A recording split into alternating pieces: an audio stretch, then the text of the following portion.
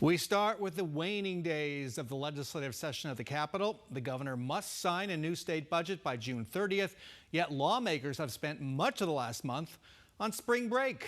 The budget is the largest piece of unfinished business. Arizona Republic Capitol reporter Mary Jo Pitzl will run down the list for us, what gets done and what doesn't. Welcome back to Square Off. Thanks, Bram. So our 90 lawmakers in the House and Senate have basically been on spring break for a month?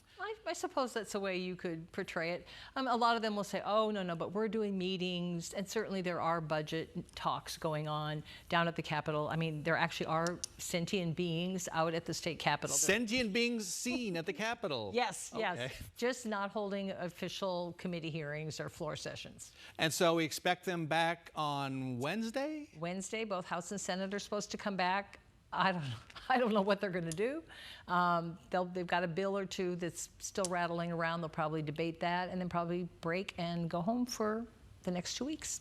For the next 2 weeks to what, the second or third week of June? What I understand is probably the week of June 16th is informally going to be budget week. They think they can bring in a budget deal on the Monday of that week, work it through Thursday, and finish everything up and go home. And so you might be ruining the rest of my segment here, but I'm going to ask this. Is the budget the only piece of business they're going to take up? No, but it's obviously the major thing. Still hanging, the really significant stuff that's still hanging is what to do about the Chase Field, Diamondbacks deal. That's still being worked on a little bit. I don't have any new details on it, but that's to take some tax revenue and pour that back into the facility. Right, up to $1 billion Yep. over 30 years. When we last left that story, the city was opposed to the amount of money they were going to have to hand over.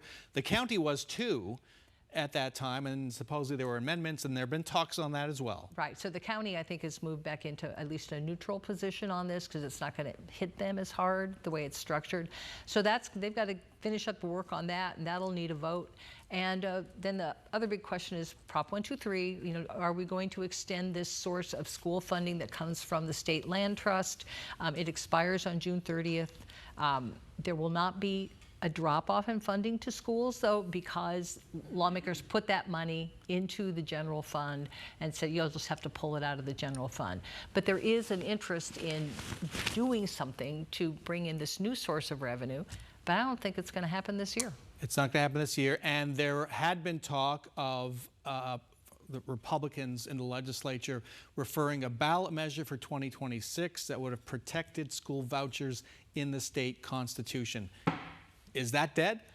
As Senator, or just sleeping? Yes, as Senator J.D. Mesnar told me, and he's one of the key negotiators on this Prop 123 extension, it's, as they say in The Princess Bride, it's not dead, it's almost dead, but it's not dead. So things are getting a little crazy when lawmakers are quoting The Princess Bride to the media.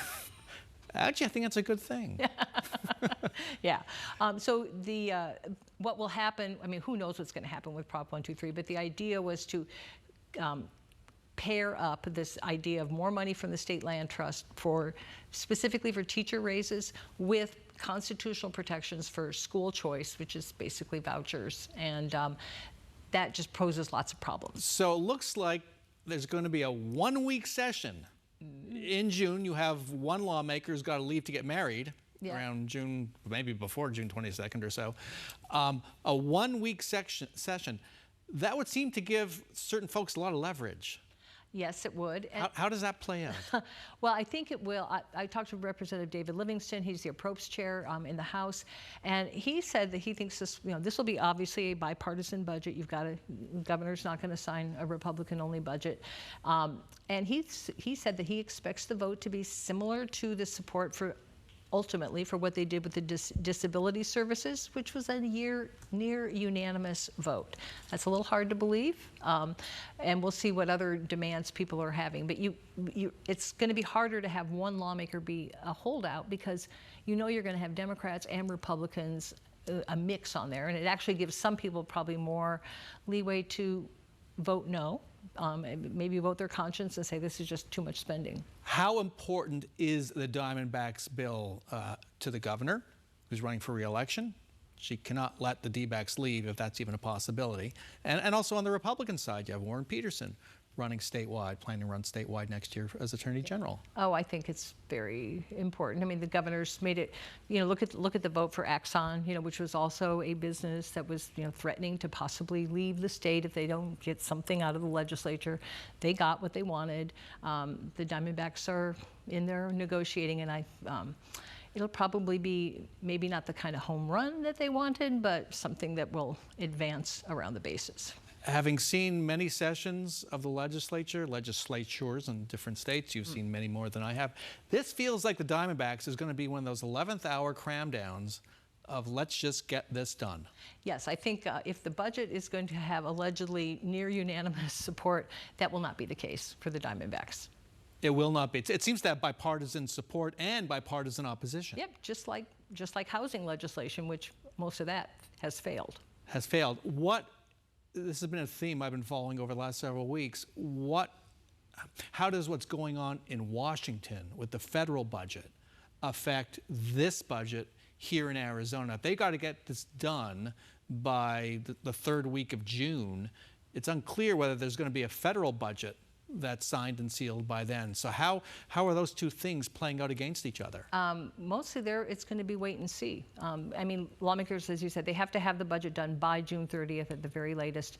Who knows what's going to come? The Senate's already making noise about, tinkering with the budget plan that the U.S. House has produced. Whether they'll have something out by July 4th, who knows? There is an expectation that after the feds get their budget all set and it takes effect in early October, there might be the need for special sessions of the Arizona legislature to adjust. They might have to come back and adjust. Yeah, if there are cuts to Medicaid, what's the state going to do? And as things stand now in the budget, is there a surplus they can work with, or are they pretty much stuck with almost keeping spending at an inflation level? Pretty much the latter. I mean, a month ago there was a cushion of about $270 million, but the costs for disability services has been going up. That program continues to grow, and that's eating into a lot of that little modest surplus. Okay, so you're getting ready for that late night. They're always late nights, aren't they? Cold pizza, 2 in the morning. Yes, in an over air-conditioned chamber, and walking out of the building and the sun is rising. It's just a wonderful experience that everyone should have. It's a tradition. Come on. It is. It is. Right. Mary Jo Pitzl, thanks so much for joining us. You bet.